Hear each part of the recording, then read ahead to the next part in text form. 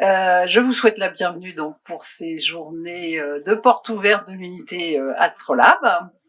Donc Astrolabe, ça fait partie du DIPSI, le bâtiment que vous voyez là avec 4 parties.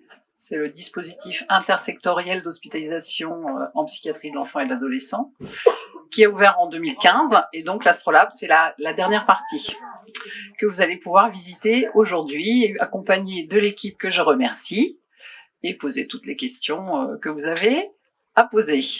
Voilà, donc je remercie évidemment toute l'équipe médico-soignante pour le fort travail d'amélioration constante dans cette unité et de fort engagement, parce que c'est vrai qu'en 2015, quand on a ouvert, finalement, pendant quelques années, on a dû traverser des difficultés institutionnelles liées probablement à un capacitaire trop élevé. Vous savez que les jeunes qu'on accueille, vous les connaissez aussi, présentent des difficultés complexes, avec des difficultés cognitives associées à des troubles du neurodéveloppement, des troubles du spectre autistique, ça peut être aussi des débuts de schizophrénie.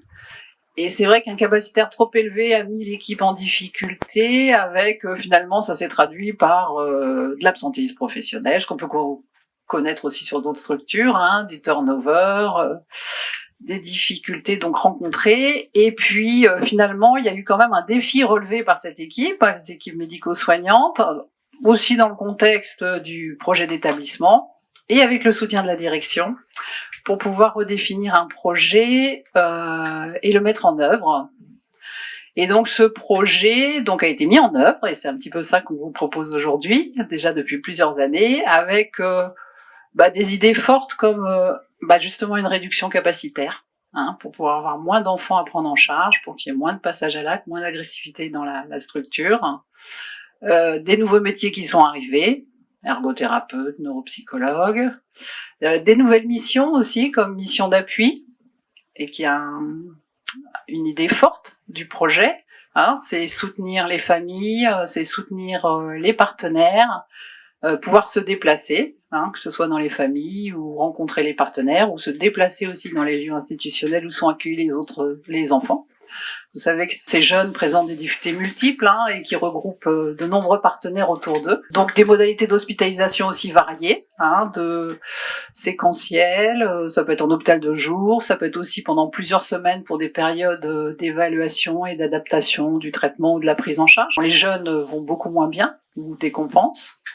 Ce que je voulais dire aussi, c'est que les défis à relever pour l'avenir sont encore là. On aimerait bien pouvoir développer une mission d'appui pour des 16-18, puisque les jeunes sont bien sûr encore dans vos institutions médico-sociales, notamment après 16 ans, et qu'on a vraiment à cœur, et c'est l'idée forte là, de travailler le partenariat avec vous. On est ravis de vous accueillir aujourd'hui, donc on va accueillir du monde là sur toute la journée. Donc ça fait 3 ans là qu'on a changé le projet du service. On a commencé doucement, le temps que les professionnels soient formés. Donc ça, on a été soutenu aussi par l'établissement pour qu'on ait des formations communes au niveau de toute l'équipe. Donc ça, c'était bien. Et puis aussi pour que on arrive à recruter aussi les professionnels, notamment neuropsychologues et ergothérapeutes. Donc là, ça fait 3 ans qu'on est en place. On a plutôt un rythme de fonctionnement là qu'on imaginait aussi au démarrage. Donc on est prêt à vous accueillir, à vous parler de notre travail, et aussi à prendre en compte vos remarques, vos questions pour continuer à proposer des choses adaptées aux besoins à la fois des enfants, mais aussi des partenaires, vous qui venez aujourd'hui et ceux qui ont pas pu venir aussi.